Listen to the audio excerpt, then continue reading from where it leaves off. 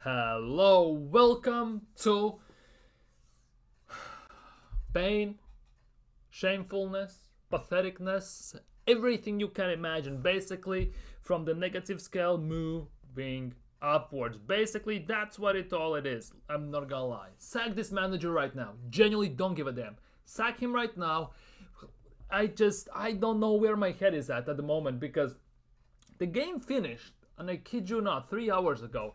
I'm still seething. I'm still cannot even comprehend how awful was that game. How awful, how embarrassing. No ideas, no nothing. How shambolic it was in general. It was pain to watch, to say the least. It was painful to watch. Painful to watch. And I'm not even over exaggerating. It is pain. I'm like, I don't know even what to say. Because overall, Odegaard is useless, genuinely useless. His season overall this season, if I have to rank it, basically 1 out of 10, at best it's a 2. At best it's a 2.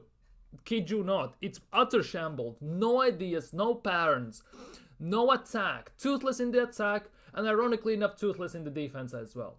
Defense who has conceded only 13 goals, well now 14 from open play, out of 23 goals they have conceded, one of the best defenses in the league, and we basically do nothing. At home against West Ham. It wasn't a surprise as well. I know before the game, and I kid you not, I'm gonna say this, I put out before the game yesterday on the preview, 3-0 Arsenal. We're gonna win this game.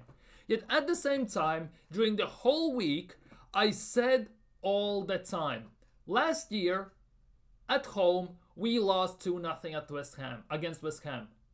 And that was a sign, and I thought at the time, yeah, it could happen again because we are not consistent enough. We are not good enough to sustain many things. And when the going gets tough, when the pressure rises to the maximum amount, the worse we get. Ultimately, that's what it is.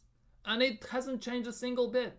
What basically encouraged me to even think that we're gonna win 3-0 at home against West Ham, I have no idea. It might have been hype because they had pretty much every single main guy out. Antonio, Fulkrug, Tofal, Paqueta, Somerville, some of their most dangerous, if not all of the most dangerous guys for them were out. And yet Arsenal were basically, it was watching like, when you watch games like from FA Cup, when a Premier League side plays against Championship side. And guess what? In this equation, Arsenal were nowhere near even being the Premier League side. It was a Championship side. 20 shots. Wow. 2 on target. Wow. Did we even test Areola? Did we even do anything? We started Merino as a 9. We put Calafiori as a left back. Calafiori got cooked by Wan-Bissaka. Wan-Bissaka, who everyone says is pretty much useless going forwards, and he's great in defense in one-on-one situations. So what did we decide to do? Play one-on-one when we went against him, and put Calafiori made him look like prime Dani Alves pretty much. That's what it was. That's what it was. And at the end we lost. Cross, Partey is marking his guy. What was Declan Rice doing in that situation? I have no idea. He basically lost Jared Bowen in that equation. And this situation where we play Partey as a 6 and Declan Rice as an 8 needs to stop.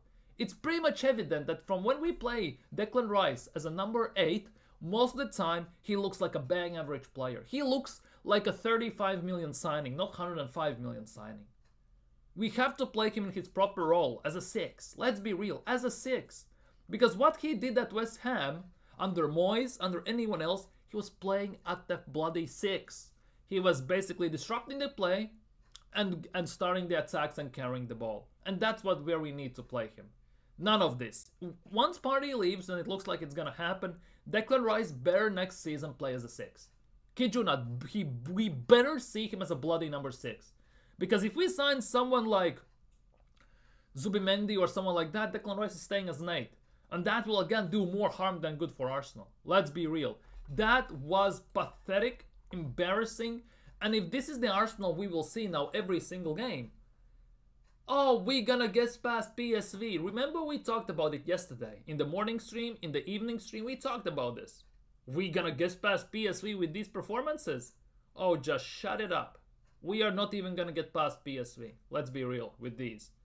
Then I see already Man City fans tweeting out, we actually have a chance in catching Arsenal. They are 9 points behind us, by the way. They actually have a chance in catching us. It's not that far off. It's not that far off. If Arsenal keep playing like this, it's gonna happen sooner or later. And let's be real as well. We play in 4 days. We play in 4 days. Sunday, Monday, Tuesday, Wednesday. Yeah, we play in 4 days. And we play against Nottingham Forest away. If we play like this, Nottingham Forest are gonna rip us apart about 6-0. We cannot afford to do this. This was utter disgrace. Utter disgrace. And how there is no accountability for the manager, for the ownership, for some of the players, it's actually embarrassing. Nobody's calling out Odegaard from Top Gunners. Top Gunners don't care. They just, happy, top 4 still there, woo, and everything. This was the prime chance for us to close the gap to Liverpool. To go from 8 points to 5 points. It was prime opportunity, especially since tomorrow they play against Man City. And what we did, we basically handled Liverpool, the title on a silver platter. Because especially if Liverpool beat Man City tomorrow, we might as well pack up the season, shut up shop, and pray that we get top 4 at this stage. Because with the gameplay like this, with the way we are playing right now, with no imagination, no attack, playing our number 6 or number 8 as a number 9 in phase 5, that's it. That genuinely is it. And people, very sorry, I'm losing my voice already. And yes, I have in the thumbnail sack this manager right now. Yes, I have in the title for Arteta to be sacked. And people say, oh, it's just a one-off game. It's not a one-off game. It's been weaving out throughout the season, more or less every single game. We saw that last season as well. We saw that every single transfer window. Been calling this out for ages. Yet I get called toxic, I get called negative, fake fan, we don't claim you, go support Spurs, piss down the lane and everything. Wake up and smell the coffee. This manager is never, ever gonna win another trophy at Arsenal. And the fact that he is getting still backed by the big portion of this fan base is utterly disgusting. Because Arsenal social media teams, they come online, they see Top Gunners all happy, chappy and everything. They see obviously that some of the guys are calling stuff out, like I would say Lee Gunner, like Curtis Shaw, like Turkish, Dan Potts and someone like that. Obviously they don't look at me because I'm a nobody. But we are a major minority these days. So they don't give a crap, they just brush it under the carpet and they go again. And they see the Top Gunners super happy, they're never gonna call out the ownership. Arteta is the best looking manager we know. Arteta knows exactly what we need. Gabi at the back, Tierney at the back, Saka at the back, Jesus at the back, Havertz at the attack, Arsenal ball every trophy they in the need. Basically, that's what it is. He knows nothing. Genuinely nothing. Let's be real. This manager should be sacked in the tunnel after this game. Because for Arsenal to win the trophies, we need a new manager. He is our Brendan Rodgers, who can get us to a certain point, but he cannot get us over the line. And to some extent, let's be real, Champions League, we are not going to win this. Premier League, it's pretty much is done as well. Most opportunistic moment, to some extent, is sacking the manager right now. There are some managers available, obviously, but we will see what obviously going to happen in summer. In summer, nobody's going to sack Arteta, let's be real. But we should. We genuinely should. Ancelotti is not going to leave. Maybe we can try and sign Inzaghi. Maybe we can sign someone like that. Especially if they get relegated from Champions League. Especially then. We can easily try and go sign one of them. There is no reason why. We can sign them now. Give them last few months of the season. Get them know the squad. Then in summer back him with the money. And see where we go from there. If it doesn't work out in 2, maybe 3 seasons. Especially if he delivers maybe a trophy. Like FA Cup or Carabao Cup, give him one more season. Sack him as well, go next. Why we are, to some extent, the only club who basically treats their manager like it's a family member. In a way that he cannot do no wrong. He's like the small child, the the newest born, right? He can do never wrong. You have the oldest one who has all the responsibilities, the middle child who's the people pleaser, and then you have the small one who can do whoever the hell he wants, and he always looks like the bright shining spot in everyone's eyes. And that's what is Mikel Arteta. We had Wenger for insane amount of years. Then we had a small period with Emery, and now we again are on a manager who's again gonna be here for God knows how long. Like, who does that? Which club operates like that? I get if it's like a small club, then I get it, maybe, if you still get results. But for a club who is one of the biggest clubs in the world, one of the biggest clubs in England, in UK, and their main thing should be winning trophies, getting major honors, and to basically be in the limelight, this is utter disgraceful. But nobody's gonna call that out. The team today, I've seen more energy in a retirement home for all elderly than I saw today on the pitch. Let's be real. Everything we did was utterly shocking, utterly abysmal. Odegaard should be genuinely stripped from captaincy, sacked on the spot. If that is our captain, and he arguably was one of the worst players on the pitch today, that just shows everything you need to know. Odegaard this season overall has been one of the worst players in the team. There was a moment when we were going on a counter 2v2. Trossard had the ball on the wing. What did Odegaard do? He didn't run in between the defenders so Trossard can give him a pass. He ran behind the second defender and hid from him so Trossard cannot pass him the ball. That's what he did. Then he takes 8 touches, tries to pass the ball, loses the possession. And it was Odegaard's mistake that caused the counter for us to concede as well. Obviously, Calafiori defended like an idiot, so we conceded from that as well. Italian stallion, best hair in the Premier League, Paris Fashion Week, défilé model, and everything. Cannot defend to save his life. He couldn't defend a lollipop in his hands from a 2-year-old baby. He cannot defend anything. Let's be real. He needs to get out as well. Our marquee signing in the summer gets outshined by most of the players. I'm not gonna talk about Skelly because that tackle was utter shit, utter disgraceful, utter loss of head. But again, what was Raya doing on halfway line? Pretty much on the center circle. What was Raya doing there? That is one of the biggest concerns for me, especially with the way we played this season. Because Raya very often is near the center circle.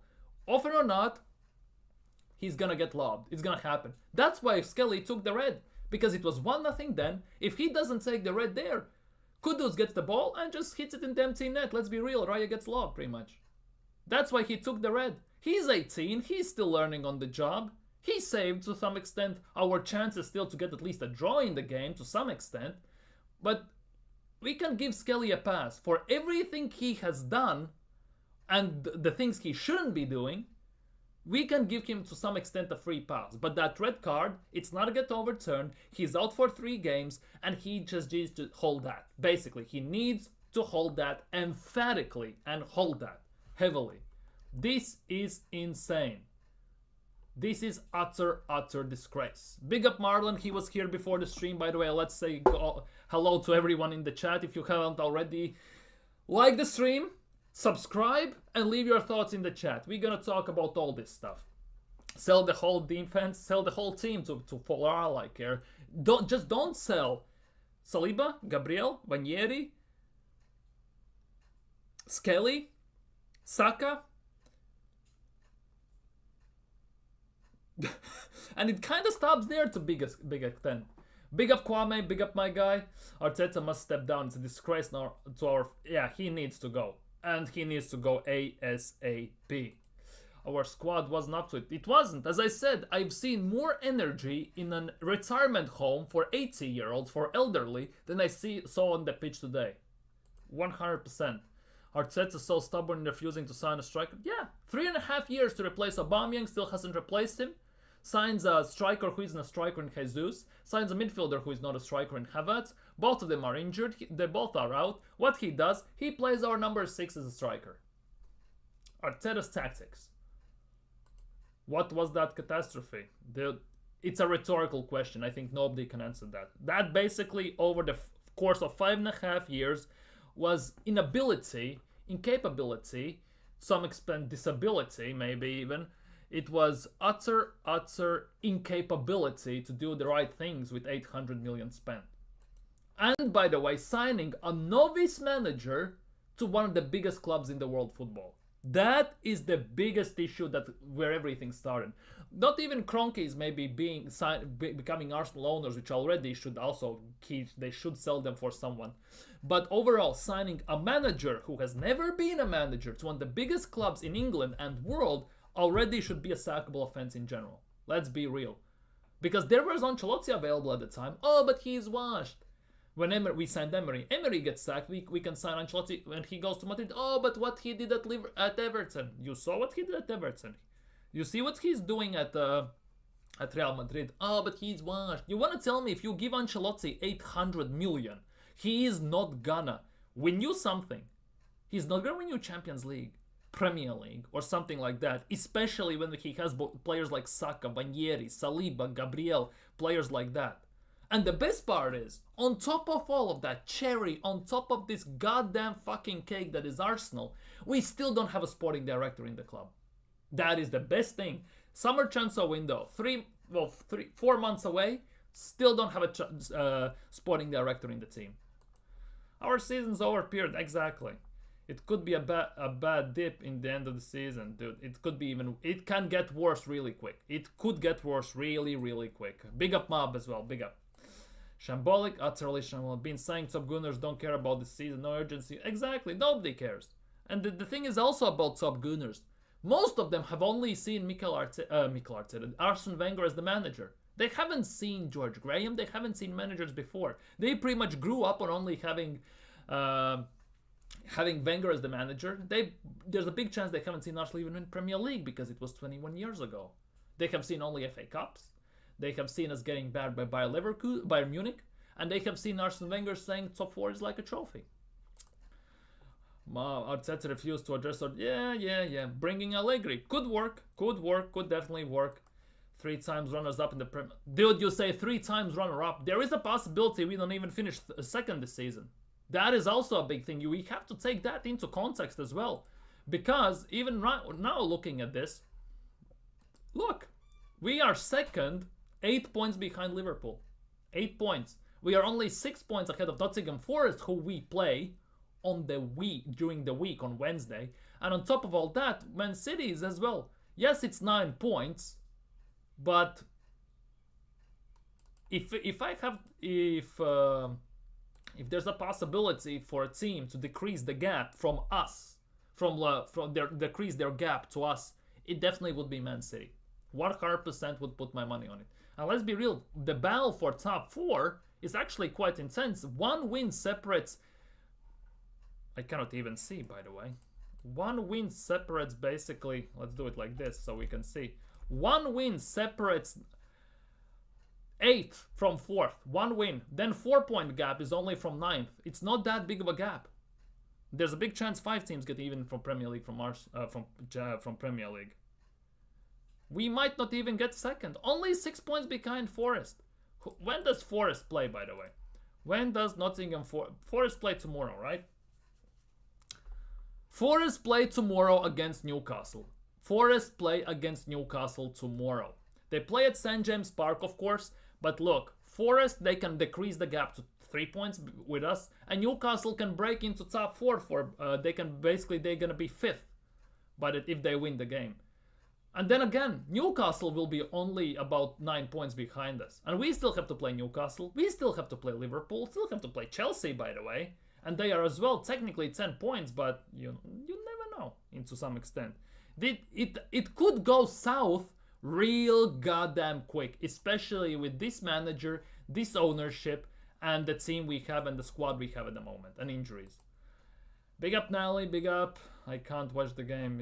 You are lucky. You genuinely are lucky because there was nothing to see in that game. Nothing to see. Genuinely nothing to see. Paint watches Arsenal play. You know the saying, it was like watching paint dry on the wall, right? Pretty much the paint watches Arsenal play. You should say it that way. That should be that way. Same crap, rinse and repeat. Netflix FC, it's hard of it. Ball these games all the time. Congrats, Liverpool, ARTETA out. Exactly. That pretty much sums everything up. Oh, but we go next season again. We're gonna sign this and that and everything. We have 200 million war chest and everything. Just shove it where the sun doesn't shine. Sack the manager, give the new manager proper money, and we go from there. Don't care, I support this club till we become more... Dude, I get it. I was talking to Peppermint on Twitter today, and he said he totally has checked out. He is done with Arsenal, by the looks of things. He's taking about 3-4 days off just to genuinely reset, because this club is genuinely causing him pain. He told me that, so I totally get it. In 4 days we play against Nottingham Forest, and it doesn't look too good, does it? Yeah, Liverpool have one. Yeah, just get him out. Sack him in the dressing room. Sack him in the bus when they drive home. Do something. Just get him out. Yeah, fans should demand a new manager, but they won't. Top Gunners still are a major majority in all of this, so they will never do that. But I'm gonna tell you this much: we are this close. We are getting there. I'm not gonna lie. To be in a situation what was happening under Wenger, when Arteta ins were fighting Arteta outs in the stands, in the toilets, before the going into the stadium. There were banners flying over the Emirates with Wenger out, it's time to go, and everything. So we are not that far off from that as well, by the looks of things. Fans are starting to get frustrated now. Good suffering because you... I'm really not the person who loves saying I told you so, or something like if you only listen to me and stuff like that. But in this case, I goddamn told you so.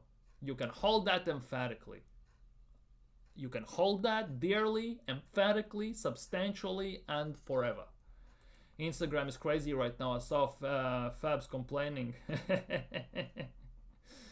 Dude. Bringing in Sterling for Ranieri. To be honest, I don't think it was a planned substitution as well. Did you see that Ranieri was limping after the game on the sidelines as he was coming off? He didn't even run across the whole pitch to get subbed off. He actually went out the sidelines so he can get subbed off. And when the camera turned to him, he was actually limping with his right foot as well. So it could be a tactical substitution, or it actually could be another injury potentially. It could come down to that. Let's be real. Because when it rains, it pours. And yeah, with Arsenal, it predominantly pours. It doesn't just rain. It genuinely just pours. Yeah, rinse and repeat. Same shit, different toilet. Next season FC, Netflix FC. Not even angry anymore. Just funny to expose this crap, exactly. And people still back this all, by the way. People still sit there, back Mikel Arteta, back everyone, no matter what happens. They are just like blind sheep, genuinely, just blindly walking behind the leader and everything. I heard he's... Exactly. It's embarrassing. Exactly, we might not even finish second. That is the big issue here. We ain't getting top 4. Yeah, that could be the case. Genuinely could be the case. Exactly, no strikers, no attack. That's it. Internal solutions. Play Merino as a striker. That went well today. I put out a video and it had a stream straight after the game when he scored 2 against... Who was it? 2 against Leicester, was it? I don't recall anymore. And I said that he is not our long-term solution. It's an option to have maybe sometimes when we're losing or drawing a game and we need a goal to sub him off and striker. But he's not the guy to start you every single game, bag in, let's just say, 15 goals in the second part of the season and get us over the line. And people said, I'm stupid, I am dumb. That video alone, if I'm not mistaken, by the way, if I'm not mistaken, let me check this. Let me actually check this. I think that is one of my most disliked videos I have ever posted. I think. One of my most disliked ones. Yeah, that is one of my most disliked ones. It has 7 likes and 5 dislikes. And this, by the way, you cannot see, I guess, yeah. This is the one I'm talking about. This is the one I am talking about in this regard. This is Phase 5 for Arsenal. And we play Merino at striker, he is not the answer. And if we basically do this, right? Dude, it's way a lot. And see, dude, see, this is my most disliked video I have. 58%, 7 likes and 5 dislikes. It's actually kind of insane, I'm not gonna lie. It actually is kind of insane, to say the least. That video really ruffled some feathers, I guess. That video really ruffled some feathers. But people can't stand it. People can't stand when people speak facts to them. That is the biggest thing. This generation of well, people in general are very soft. And when you speak genuine facts to them, you call everything as it is, spade per spade, they just cannot handle it at the end of the day. So our Arsenal fans, I'm so sorry, we deserve I didn't know when you're... He was! That's the biggest thing. He was. Wait, let me check this, like, quickly. Again, I'm gonna block the screen just in case. Let's see. See? Mikel Arteta on if Ranieri sustained an injury. Hopefully not. It was just a fatigue, I think. That is the hope, basically, from Mikel Arteta. But when he was subbed off, he was limping off the pitch, basically. That is the big case in this regard. He was limping off the pitch. So they don't even know in this regard.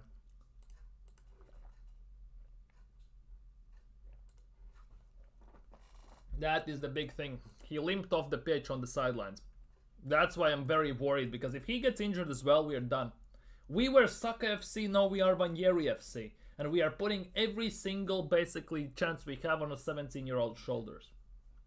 One of the biggest clubs in the world, people. Top Gunners can suffer, they want this crap. We need a change, new manager, new board. Yeah, we need new owners, new board, new manager. All three things we need new. But let's be real. We are not getting new owners because Kroenke, well, it's up to them. Ultimately, they can sell, they cannot sell. Getting new board is a possibility if it gets basically to a certain point. Getting the new manager, arguably, is the most realistic option of the three. I would think so. Whether it's gonna happen or not, I don't know. I want it to happen, but will it happen? I don't know. The issue with this is Mikel Arteta feels like he is more loved by the fan base than Arsene Wenger was. That's how weird it sounds, at least from outside looking in, when you look at what the comments on social media and everything. It feels like he is more loved than Arsene Wenger, which is generally bizarre in general. Let's just put it that way. But the biggest thing is, the next manager won't get the same backing. And I'm not talking about Kroenke's, I'm talking more about the fan base. Because it will be like this. Remember, Arsene Wenger went, there was Ljungberg and blah, blah, blah. Unai Emery came in. And instantly, pretty much, the whole fan base turned on him. Instantly, pretty much. Right? And that was because, well, they just came out of long-term relationship. They just got the rebound thing, and it was never meant to last. Let's just put it that way. Now it feels like Mikel Arteta is the new long-term relationship. Arsenal have recovered, mentally again re-energized. It's the new long-term relationship. Once Arteta goes, the next manager, big chance, they will get Unai Emery treatment. It's going to be another toxic rebound. That's how it feels like. That is the biggest thing. 4 attackers and maybe 3 new. 4 attackers. Sterling is not even an attacker. He's just a washcloth running around the pitch. Even if we have Ethan now too, Top Gunners will make an excuse. It will be. The excuse will be, oh, but look at the injuries Arsenal had. That basically will be the reason why we didn't win anything. Oh, look at the injuries. Big up, Nathan. Big up. Only reason I watched the whole game was to hear the boos at full time. And crowd was silent. Yeah, the crowd even during the game was silent. That is the worst part. We are, let's just put it that way. We had a chance to close the gap to Liverpool to 5 points. We needed fans to get behind the team because the energy on the pitch, genuinely, was as basically zombies running around. Graveyard. Retirement home settings. Even though in retirement home there is more energy than we saw on the pitch today. And not even fans got behind them to try and energize them. Have been some of the AFTV content is so dude, don't even I'm not even don't wanna. The day Arteta leaves on his own accord will be a glorious day and the top Gunners can go. To be honest, they will go maybe. They won't. It's Arsenal. That's the biggest thing here. What it feels like is that they care about Arteta more than the club. That's what's the mad part in all of this. That's what it feels like. Because the Arteta cult is so strong that you genuinely cannot say anything wrong about Odegaard, about Saka, about Arteta. Those three players are protected so much like they are the president of United States or something. They care about those three players more than they care about the club on itself. The question is, it's football, it's business. And now if you put them in a situation, Saka tomorrow hands in transfer request if Arteta doesn't leave. Who they gonna back, Saka or Arteta? Who they wanna go? Saka go or Arteta sacked? Which one would they prefer? That I would like to know. Because the way they're acting on social media, whenever you criticize, call out certain things and everything, they instantly it gets very toxic just like that. And that is the big question for me.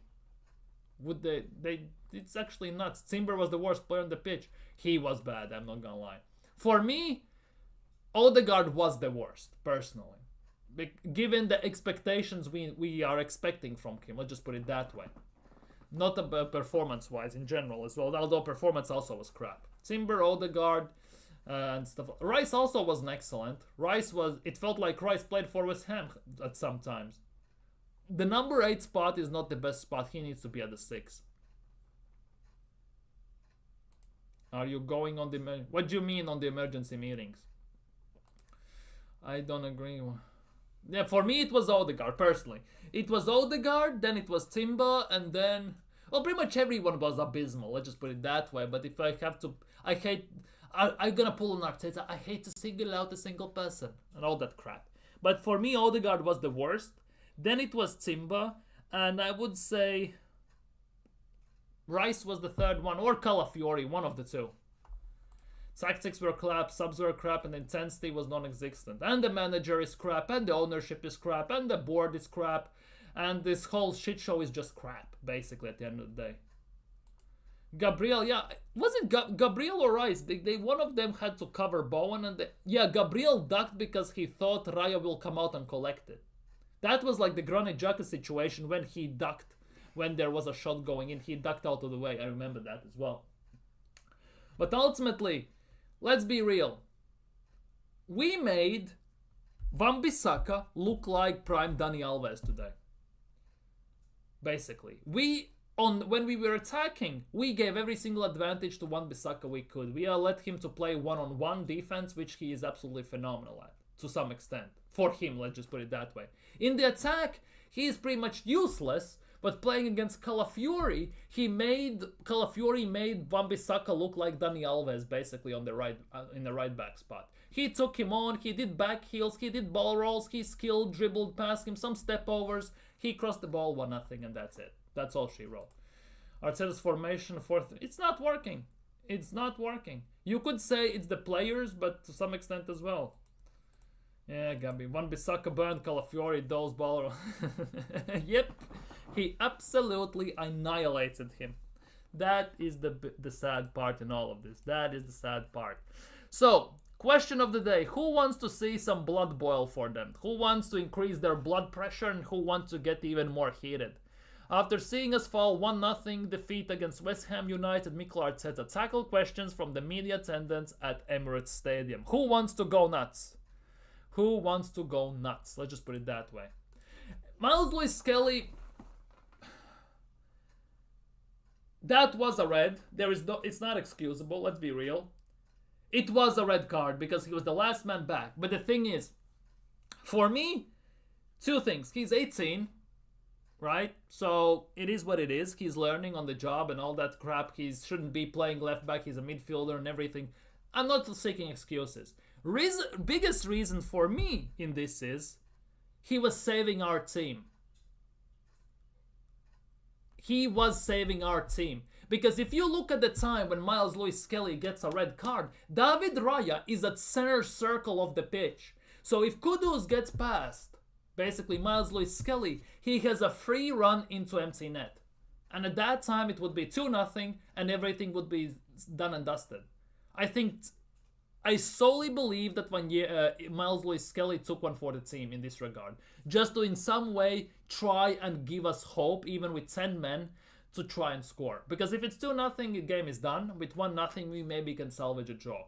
I think that was the thinking behind it, or something like that, because if that was in any regular situation, the closest defender to him was Saliba, I think, and he was at the center circle, on the far part of the center circle. Then David Raya was near the center circle on our side of the pitch, and then Miles Lewis Skelly with the ball, and he lost the ball because Gabriel at the time was sent to be at striker, I think, as well. So he was genuinely, there was nobody to back it up, and it was pretty much run into empty net. Let's just put it that way.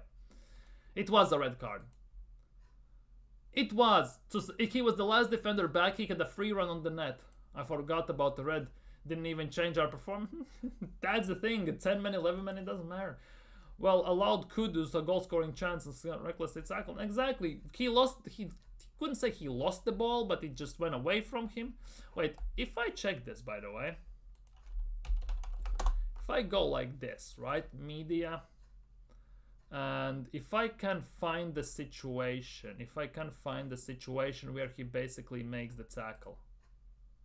This is where he makes the tackle, basically. Look, there is Saliba, there is Kudus, right? And if we look at... I need an image where you can see David Raya in this instance. That for me is the big issue. Okay, is it here? Is it here? I need to show you where David Raya was at the time. See? This is the situation I'm talking... Well, I'm gonna do it like this so you can see. This is the situation. This is where the foul is being made. There is the defender. And look where is David Raya. Basically, David Raya was at the center circle. And if Kudus gets the ball, he has a free run at empty net and he can just lob the keeper. And that's it. Everything is done and dusted. 2-0 at the time it would be. That is for me the big thing.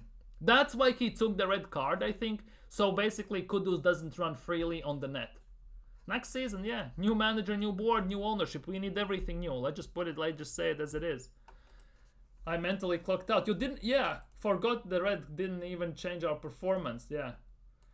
That's the biggest thing. What was Raya doing there anyway? And that for me is a big concern. Because especially in the last, well, in this season overall, predominantly when we have the possession, we play high up the pitch. About 60% of the time, he is near the center circle. So if we lose the ball, he's gonna get lobbed. That's what pretty much happened against Girona when Neto was in goal. When they scored a goal from about 45 yards out, 50 yards out. That for me is the biggest thing. And he does this every single game, and for me it's very worrying. It's fine if you play like Neuer just a bit outside the box. But he is now standing on the center circle quite often. Very near it, and if we lose the ball, we get lobbed, it's a goal instantly. It's just a matter of time until it happens full blown in the game. We just somehow managed to escape it. Raya is so crazy when he came out of his goal. That's the thing, and this was and this is where Miles Lewis Skelly takes the red card. I think solely to stop Kudus to having a free run at empty net and making it 2-0. That's why it was a red card. Because let's be real, Saliba, I think it is up there on the top left. He's not gonna do anything. Let's be real, he's not even gonna catch up because Kudus is very rapid. David Raya, he can either run back at his goal and help and pray he can get to the box and so he can handle the ball if he gets lobbed, or he has to take out Kudus himself before he takes a shot, or he tries to dribble past him. So then Raya gets a red. So it's a lose in every situation possible. Let's just put it that way. And Miles Lewis Skelly in this instance took one for the team. Right? That's how it feels like. Maybe Arteta even was screaming at him, take him out. Potentially. Who knows? Right? Miles Lewis Skelly is going to miss now 3 games.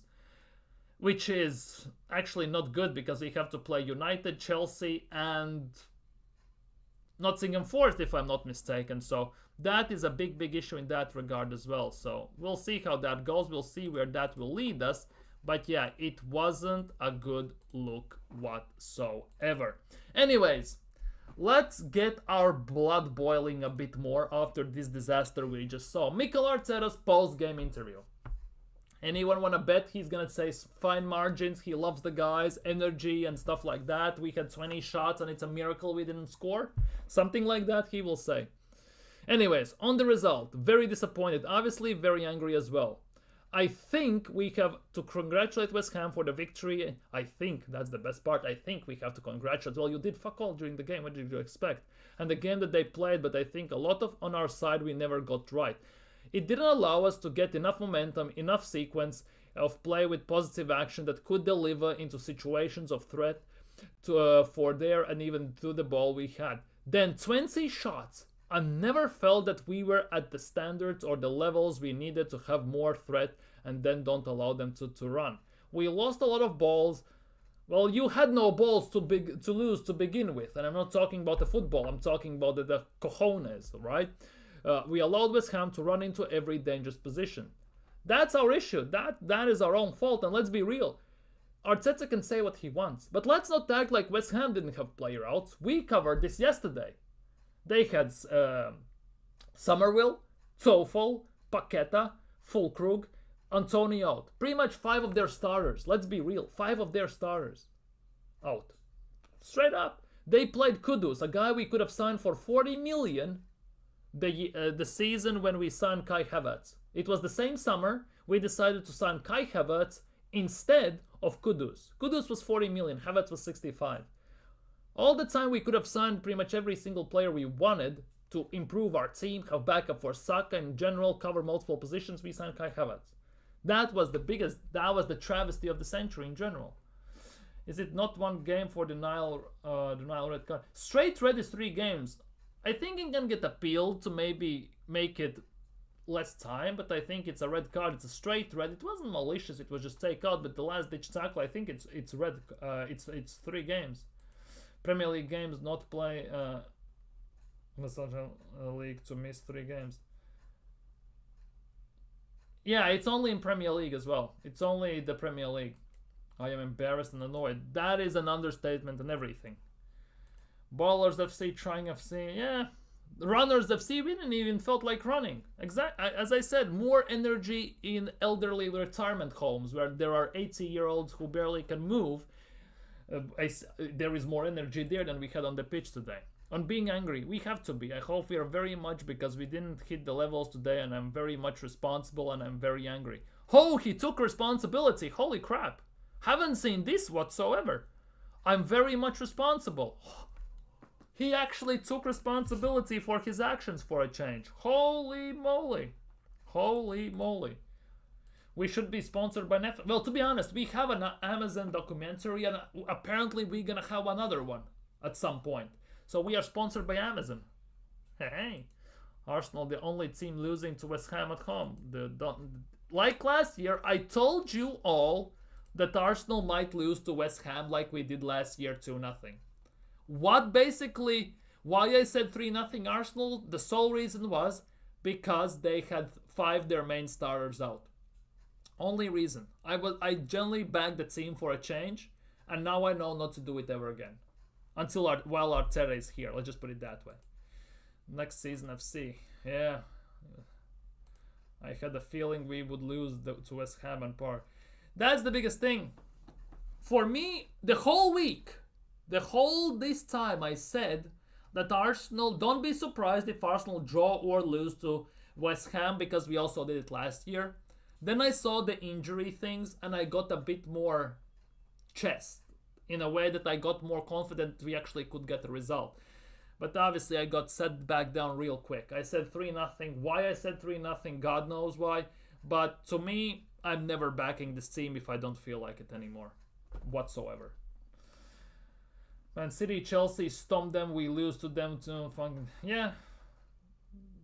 Just don't single out Saliba. Shut the fuck up. Genuinely. To lose to West Ham at home, that is unacceptable. I hate Arteta, didn't respect. Yeah. Today I had a weird feeling about this game and I was right. Yeah, unfortunately. Our unbeaten streak ended by West Ham. That's the mad part. That is the mad part as well. Anyways, on injuries having an impact on the team, I refuse that completely because I'm talking about the standards of the players and the team that we played today. I'm included 100%. We were nowhere near the levels that we had to hit to have an opportunity. Basically, he said the same thing in 3 sentences. So, but at least he's taking some responsibility. On Ethan Vanieri going off, it was just fatigue, I think. The fact that he only thinks that is a big issue. On the lack of frontline options, we have to look in the mirror at ourselves. Well, you have to look at you moron. So after spending 800 almost million and 300 plus on defense and midfield and only 120 in the attack, it's your fault. Let's be real. Don't gaslight anyone else. And obviously Top Gunners will gas it up like it's nothing. And we can do better. We will design the way we run and the way we want it. Zero questions about that. But at this level, it's not enough. You have to deliver, and it has to be a lot of quality to break a real good team down, to win many more duels than we have done, and put the actions that can end up in really threatening moments for the positions between the game. He waffles so much. On what we'll do between now and Forest. First, we will suffer for 24 to 28 hours and we feel the pain that makes sure that we come back on Monday with that bite and that anger instilled in us for Wednesday. Well, suffer. Damn, those words. On how we play much better. It's my responsibility for the team to play much better than it did today. We have to play much better with much more quality, much more interactions. It's not good enough. That's on me. You forgot to put a dot here. Yo. The typewriter. Whoever wrote this, you forgot to put a dot here. Otherwise, capitalize it makes no sense. On the team selection, I would do the same thing. I would play the same players, but when you lose, you get it wrong. The tactics, the intentions, everything. That's what I felt. I have to do what I felt. Hey, you see this? Odegaard said, "No time to feel sorry for ourselves." It is. It's your fault. You were the worst player on the pitch. You are our so-called captain, you bumbaclat Norwegian wannabe Özil. Sell him as well, by the way. Sell him as well.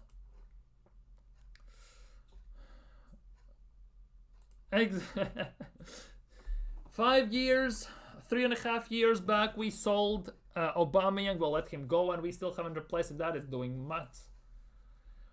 I'm sorry. Yardman bringing smoke to... Dude, I hope he just smoked him, cooked him, slow cooked him, roasted him, barbecued him to the maximum extent. Genuinely. Because, I'm not gonna lie, the way Robbie is just a devil's advocate, he is in Arsenal's back pocket and how he backs the team, he adds context to everything, so-called context. It's actually embarrassing. Bro, haven't even been in West Ham at home since... Yeah, those days. Man, just send Odegaard. Send him to freaking Faroe Islands, wherever. He plays like he's from Faroe Islands. Did you see Odegaard run away from the... Yeah, that's what I was referring to during about 20 minutes ago when we were talking about this. With Trossard, Trossard going down the wing, Odegaard running through the middle, 2-on-2. What Odegaard does, he doesn't run in between defenders, so Trossard can pass in between the lines and Odegaard can get to the ball. He runs behind the defender, the furthest one. So basically he has to take no responsibility and he doesn't get the ball, so he cannot lose it. Go home. Probably. I wouldn't expect anything less. On impact on energy levels, hopefully it's a positive one because it's already very negative what the result brings and the consequences to that, so hopefully very positive, but to understand that we need to raise the level. By the way, other topic. You know what's gonna be even worse? What could be even worse at the moment? If Man City win tomorrow. Because that means we would still have game in hand over Liverpool, which we play on Wednesday. And if we would have won on Wednesday as well, we could have decreased the gap to 2 points. That is the worst case scenario that could happen even tomorrow. Because if we won today against West Ham, it would be 5-point gap. Since we have game in hand, right? Since they play City tomorrow, we play the game on weekend during the week against Nottingham Forest. And if we would have beaten Forest, if we would beat Forest, it would be only 2 points and the race would be properly on. But since we lose, it's still 8 points and tomorrow doesn't matter. It's a moot point. However, if City wins tomorrow, it will hurt even more. Let's just put it that way. Now it's all good, don't worry. Odegaard should have been the captain. He should not be the captain, period. Anymore, whatsoever. Julian Alvarez has more than Arsenal in the less than 10 years. Yeah, he scored as well today, by the way. 3-0 in the 3-0 win he scored today. Him and Sterling, I'm sorry, but it's time to hang up the boots. We're officially Suck FC and, dude, relying on a kid to bail us is... But Arsenal have been doing this over the years. We did that with Fabregas, Nasri, Wilshere, Ramsey, Saka, Emil Smith-Rowe, and now we're doing this with Ranieri. Arsenal have been doing this for the longest time. 17-year-old kids who carry us as Arsenal's... It is our heritage. Basically rely on 20, 21-year-olds or younger to carry us over the line. That is disgrace alone. We shouldn't be in this. The fact is that at this stage we should be looking to our captain to carry us over the line. So we should look at more experienced players to carry over the line. But no, we look at a teenager who just been promoted from the youth academy, from Highland, and he's carrying our team. Odegaard was today the worst player on the pitch. Overall this season's performance, I would give Odegaard a 2 out of 10 for overall this season's performance. He is utterly useless this season. Exactly, Fabregas as well. As for Raya being near the center circle, resulting in Skelly getting the... Exactly. That is the biggest thing. And I can guarantee you there's a big part of the fan base that will focus so much on Skelly's red card and say either he took one for the team or it was a dumb decision that they don't even gonna notice that David Raya was at center circle. And if he doesn't make the tackle or doesn't stop him, it's a goal, it's 2-0, and the game definitely is done then. Center circle was being countered. Exactly. That's the biggest thing. And the worst part about Raya, this situation is, it happens every single game. Every game, there are times when he is near center circle. Every game for about 10 to 15 minutes combined during the game, he is there. It's just a matter of time until we lose possession and we get lobbed. It's just a matter of time, genuinely. Relying on Saki even is... Yeah, that's the thing. Another red card for Skelly, man, absolute bullshit. We've got cooked by Kudus and Bowen. He looked like... Yeah, we made, by the way, as I said before, we made Wan-Bissaka look like prime Dani Alves. He looks fantastic on defense, and he cooked Calafiori like he was the best right wing back in the world. Poor Skelly. Yeah, I also blame Raya more. I blame Arteta's tactics because obviously that's his instructions for Raya to play that high. And I blame Raya for that because he is there. He's actually listening to it. And he is so far pushed up that if Kudus gets the ball and Skelly doesn't pull him down, basically, he's in on empty net. It's 2-0 and the game definitely is out of reach. At the time when it was 1-0 still. On if he saw that performance coming. Oh my god, I can't even speak. Coming. No, especially the way we trained all week, but this is football. Sometimes you see the warm-up and they're flat, then the game starts and we are flying. I think that's the way the game started and how we presented the ball and giveaways. We never got there, but we have 70 to 80 minutes to work on that. We certainly tried, but it wasn't good enough. Well, on West Ham's performance, they see that we are not there and they start to have more belief. And let's be real, they have run over to Kudus, gets the ball, he gets out of the trouble when the situation is locked, he unlocks the situation when the spaces are open. You know, you had the chance to sign him, you stupid Spanish prick. I'm sorry for being so aggressive towards him, but he had a chance. 40 million in the summer when you signed Havertz, by the way. Don't forget that. You are not getting off the hook for that. He gets you out. You have to do that, and below halftime there's a moment we have them, then suddenly they score a goal and it gives more belief, so again, credit to them. And by the way, don't forget the person who caused the turnover because he was overholding the possession for us to concede was Martin Odegaard, our captain. Hey. On the Premier League title race, it's not in our hands. For me, I'm really annoyed with the things that they were in our hands and we don't do it possibly, couldn't, blah blah blah. On Skelly's red card, I haven't seen it back, but honestly, I would focus on what we have to do.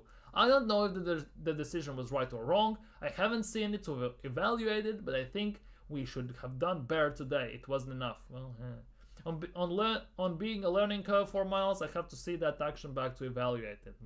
Fuck off.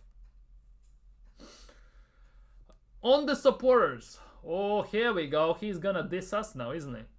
I understand as well that we want it and we are trying so hard. We are against a lot of things and we had a great opportunity today and we didn't deliver. I think that's human.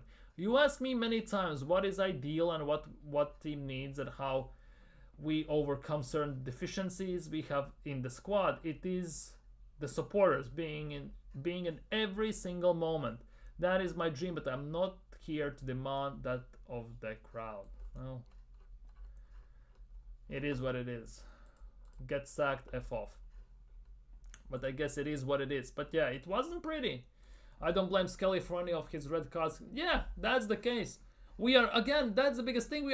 We are genuinely relying on an 18-year-old, again, to carry us over the line. Just on defense this time.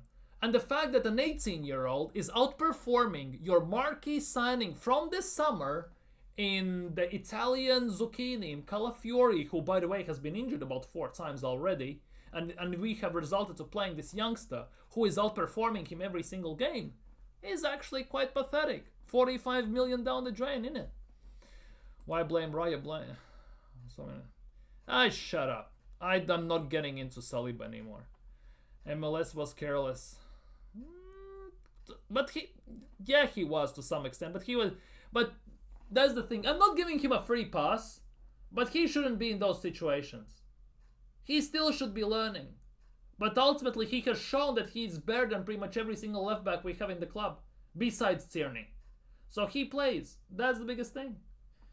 So he's gonna basically learn. There will be mistakes, there will be issues, and that is the case. If Skelly didn't tackle Kudus, it would have been 2-0, and that would have... Exactly, that would have been even worse. The game would have been definitely done then. Even with 1-0, there was a chance. With 10 men, there is a chance. With 2-0 down, even with 11 men, it was done and goodbye. Oh, the Mad Merino gets injured. I'm more scared that if Manieri gets injured. Because then we are, for a whole month, we have no attack. We have we have Trossard, we have, Merino by the looks of things, and Sterling. That would be, imagine, that could be our attack. Trossard, Merino, Sterling. For a month. And in Champions League, our attack genuinely would be Trossard, Merino, Sterling. Imagine that. Embarrassing as it is, we should have... Yeah, that is also the case. That is also the case.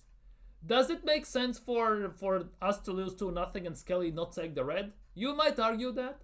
At the same time, our team it is what it is. By the way, look at our bench. Look at our bench for the game. White, defender. Zinchenko, defender. Skelly, defender. Tierney, defender. Kivior, defender. Neto doesn't count, but goalkeeper. We had 6 defenders on the bench. 6 defenders from 1, 2, 3, 4, 5, 6, 7, 8, 9 players on the bench. 6 of them were defenders. Rest of them was Jorginho, Oyedeji, and Shillings. It is what it is. 10 players on the bench, and 6 of them were defenders. Phase 5.5, you know, guys. Phase 5. And Merino was a striker. Make it make sense. 5 defenders. 1, 2, 3, 4, 5, 6. Yeah, no, 5 defenders, including Neto. It's 6 because Neto is a goalkeeper. Even if we don't count that, more than 50% of our bench was defenders alone. That is just nuts, to say the least. That is just utter nuts. Just to put it lightly, let's just put it that way. To put it lightly, that is just nuts. Arteta should have been sacked from 20. Yeah, he remember Arteta said 22-23 season that he contemplated leaving Arsenal after he balled 8-point lead during summer. Whether it was a PR move or real, nobody knows. Exactly. Get Arteta out of Arsenal. Sack him right now. I want to wake up tomorrow to news that Arteta has been sacked.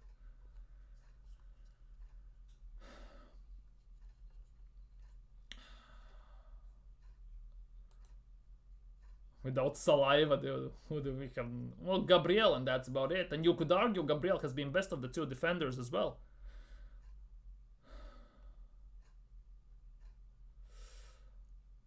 Exactly, more defensive players than offensive. And let's be real, 10 players or 9 players on the bench. 5 defenders, goalkeeper, Jorginho, that is already 7. So that means we had Butler Oyedeji, who has never kicked a ball for Arsenal, on the bench as a striker substitute, and Raheem Shillings on the bench. That's about it. Those were our attacking options to change the game. Raheem Shillings and Butler Oyedeji. A guy who is washed and useless in Sterling, and a guy who has never kicked a ball for Arsenal in Oyedeji. That's it. That is what Phase 5 under Mikel Arteta gets you.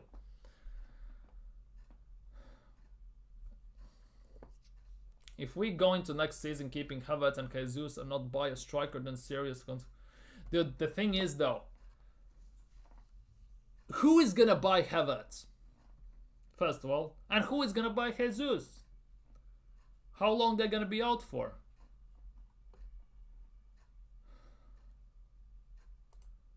Arteta should resign. He should go. Like the meme from Breaking Bad. He can't keep getting away with this. Exactly. He cannot keep getting away with this. He cannot. At some point, the consequences need to happen. At some point, you have to pay the price. But it doesn't look like it's gonna happen. It doesn't look. And again, it's actually insane when you look at the table. We are 9 points ahead of Liverpool. Behind Liverpool. Well, 8 points behind Liverpool, sorry. And 9 points ahead of City. We had a chance today to make the gap to 5 points, right? Let's just say, if we won the game, the gap would be 5 points.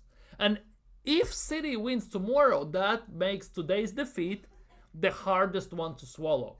Because we will have game in hand over Liverpool. And if we would have beaten, or we will beat, who knows, but on Wednesday we play against Forest. If we beat them, the gap could have been only 2 points, potentially.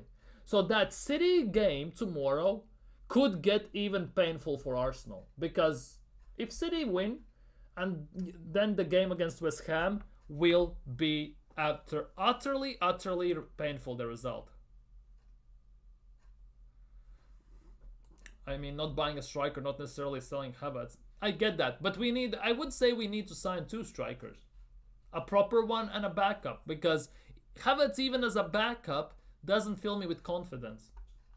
If we don't sign a striker, that is the biggest thing. If we don't sign a striker next season, we've been saying that for 2.5 windows now. Because in 22-23 season, Arteta said, oh, we don't need a striker because we spread the goals around. Remember that season? We all remember. Then next season, we struggle to score goals. We go 1-7. In December, Arteta comes out in January and says, oh, but what can we do? Our goal struggling issues is because we don't have an out-and-out striker who can score 20 plus goals. Well, whose fault is it then? It's yours. Year ago, you said you spread the goals around. Now, year passes. Oh, we don't have a striker. You have had 2 Januaries, 2 summers to sign a proper striker, and all you have to show for it is fuck all. Raheem Shillings on loan. That is everything you can show to us.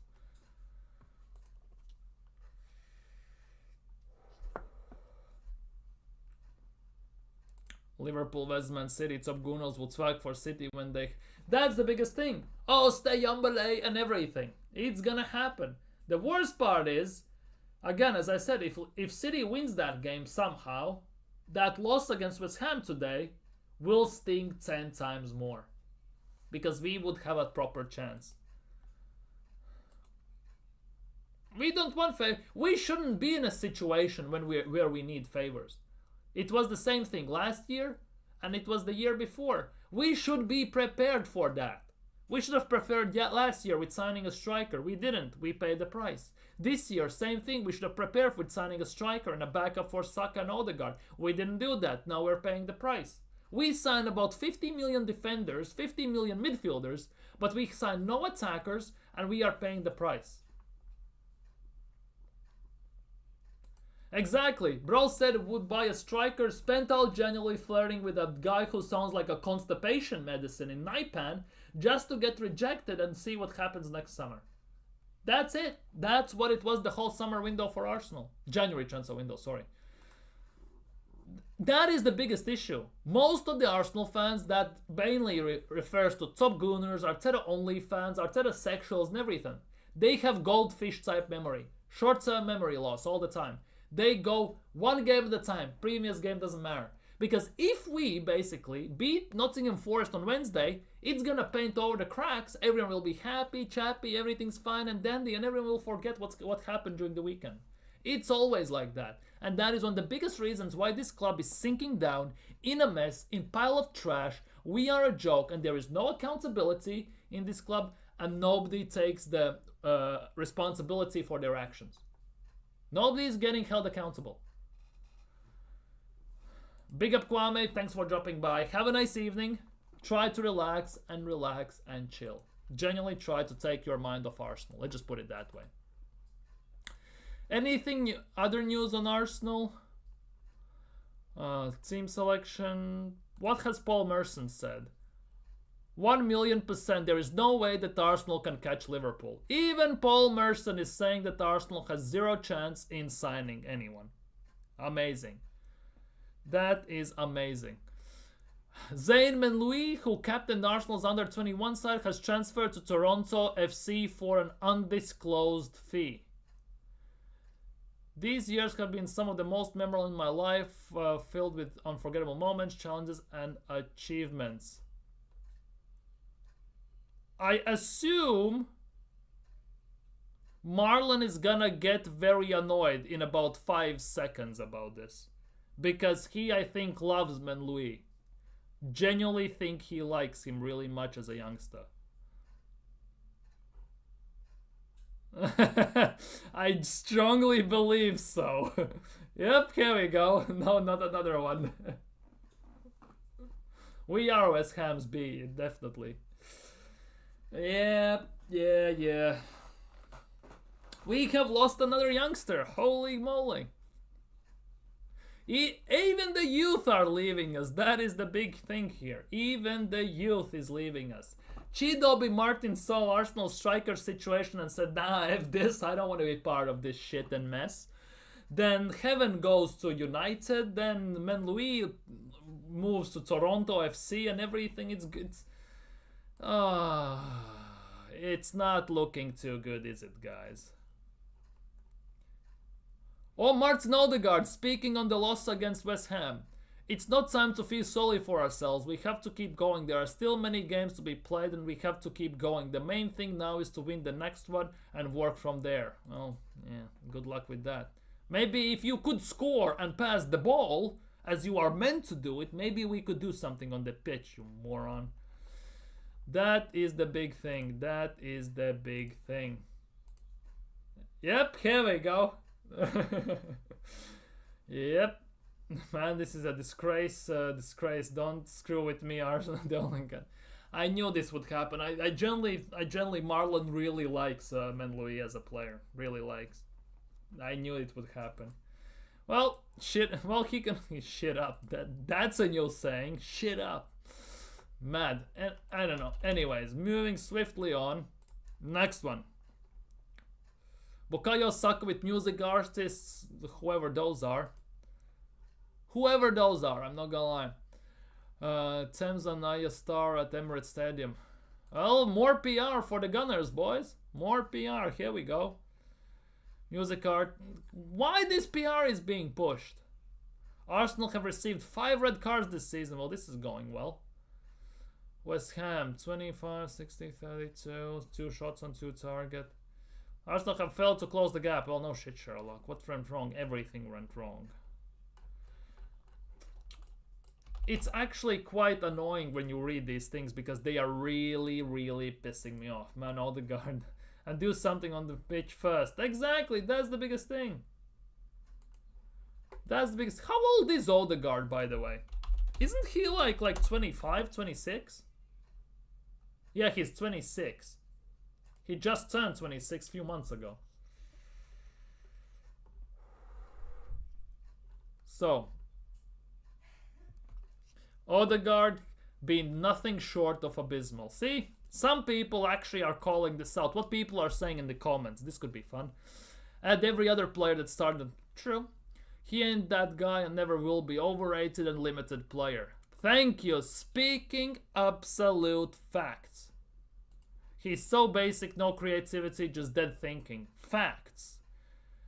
It's not just Odegaard. It's the overcautious approach. Facts. It's Mikel Arteta as well. Bro, I think bring MLS on for Odegaard move. Rice being miles worse. Arguably. Bruno is miles clear. Not sure about that, but at least he scores goals. Even scored today. I've always been this useless player hidden by Saka. Facts. Arteta needs sacking. Facts. This is actually kind of nuts. Quite a few people, I guess, are starting to actually wake up, finally. But plays, but looks like a... Yeah, that's the thing. It's like a retirement home. No pun intended. He moved like an 80-year-old grandma on the pitch. Generally, my 6-year-old has a stronger shot than him in his foot. My 6-year-old, you know. Let's see anything else here. Anything else regarding Arsenal? Declan Rice on the Arsenal bench. Out being such early in the second half during defeat to West Ham. Who cares?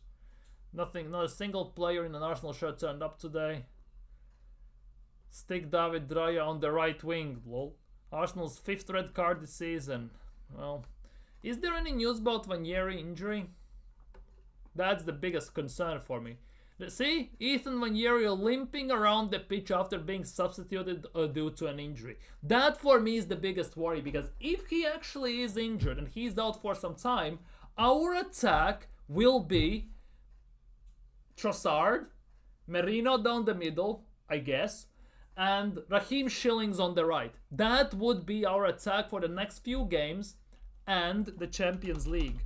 And if we look at our schedule, by the way, we have to play Nottingham Forest away, PSV away, United away, PSV at home, Chelsea at home, and Fulham at home. Then Everton away, another bogey team. So there's a possibility that if Vanieri is injured and out for extended period of time, we could face all these 6-7 sides, next ones, with attack of Trossard, Merino, Schillings. That is the big possibility, and that is something I'm really, really scared of. That is genuinely scary. Yeah, Party, well, not always the great. But dude, the fact that he was limping off, it's nothing great. Yes, Arteta said it's just fatigue, but he added, I think, so he has genuinely no idea. Ethan Vanieri looks like he's has picked up an injury. Well, this is not looking great. This is genuinely not looking great. This is not looking great. That is the biggest worry for me. Any news here? No, the Arteta speaks on injured. Arteta made us feel we missed all. It's actually kind of nuts, I'm not gonna lie. But overall, this was shambolic. Arsenal had a chance to close the gap to 5 points, and we didn't. Tomorrow's game will show what is what. And I'm gonna reiterate this again. Today's loss will feel 10 times worse if Man City win tomorrow. Because then we will have a game in hand. Game against Nottingham Forest, and if we win that game as well, that means we could have closed the gap from 8 to 2 points, and then the title race really would have been on. But since we were useless sacks of shit, we were utterly garbage, abysmal, shocking, Arteta needs sacking, Kroenkes need to get out, Board needs sacking, and half of the team needs to get sold. Hey, but it is what it is, I guess. But mostly Arteta needs to go. But hey, it is what it is. We could have had a chance, and as always, we fold under the pressure like a wet towel. As useful as an umbrella on a sunny day.